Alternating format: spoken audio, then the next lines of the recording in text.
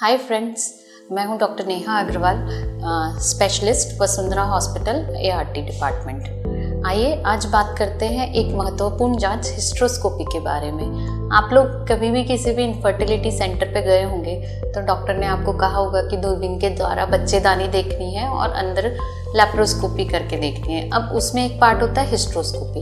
Exactly hysteroscopy में क्या होता है? हिस्ट्रो मतलब यूट्रस और स्कोपी मतलब जांच। तो हम उसमें डिटेल में ये आपकी बच्चादानी होती है। इस बच्चादानी में हम एक पेन जितना पतला एक इंस्ट्रूमेंट डालते हैं और डिटेल में इस बच्चेदानी को देखते हैं कि इसके दोनों ट्यूब्स ओपन है, इसकी दीवार जहाँ बच्चा लगना चाहिए वो प्रॉपरली बनी हुई है कि नहीं। बच्चादानी इसलिए ज़रूरी है क्योंकि बच्चा यहीं बैठता है। अगर इसकी दीवार में कोई भी दिक्कत हुई या कोई भी गांठ है, पॉलिप है या कोई टिश्यू है या पहले कभी उसको प्रेगनेंसी लगी है, उसकी बोन अंदर रह गई है, ऐसी कई परिस्थितियाँ होती हैं जिससे आपको प्रेगनेंसी लगने में रुकावट हो रही है। तो ये हमें पता करना इलाज देने से पहले बहुत ज़रूरी है, वरना आप इतना सारा इलाज ले लें और पता चले कि दिक्कत बच्चेदानी के अंदर थी तो फिर आपको भी स्ट्रेस होगा और बहुत सारा इलाज लेने के बाद भी आपको प्रेगनेंसी लगने में दिक्कत आएगी और सफलता नहीं मिलेगी। तो बजाय हम दवाई पे इतना खर्चा करें, पहले बच्चेदानी को अच्छे से डिटेल में देखें और फिर प्रेगनेंसी प्लान करें तो वो ज़्यादा अच्छा उपाय होता है। इसीलिए ज़रूरत पड़ने पे हमें अगर सोनोग्राफी देख के कुछ भी डाउट होता है कि आपकी बच्चेदानी में कोई गांठ है, पॉलिप है या बच्चेदानी उतनी हेल्दी नहीं लग रही है जितनी होनी चाहिए, या बच्चेदानी की दीवार की एक मोटाई होती है जिस पे बच्चा लगने की संभावना बेस्ट होती है, अगर वो मोटाई हमें बार बार सोनोग्राफी पे अचीव नहीं हो रही तो उस कंडीशन को हम थिन एंडोमेट्रियम कहते हैं। उस थिन एंडोमेट्रियम के कई कारण होते हैं, जैसे टीबी होना, इन्फेक्शन होना, अंदर बच्चेदानी में चिपकन होना।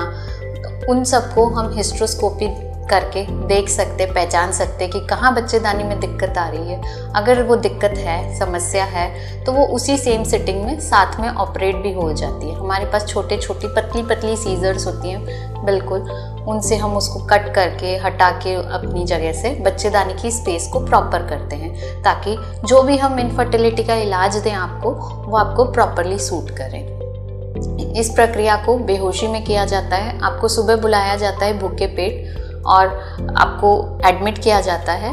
फिर मुश्किल से 15-20 मिनट का प्रोसीजर होता है। अगर नॉर्मल है तो आपके पेट पे कहीं कोई चीरा नहीं आएगा अगर हम सिर्फ हिस्ट्रोस्कोपी प्लान कर रहे हैं। अंदर से बच्चेदानी की दीवार पतली है, मोटी है, कोई समस्या तो नहीं है, उसे हम डिटेल में एनालाइज करते हैं। ज़रूरत होती है तो आपसे डिस्कस करके, या ऑपरेशन के पहले अगर लग रहा है या ऑपरेशन के दौरान लग रहा है तो आपसे और आपकी फैमिली से डिस्कस करके उस चीज़ को हटाया जा सकता है या उसका इलाज उसी वक्त साथ में कर दिया जाता है।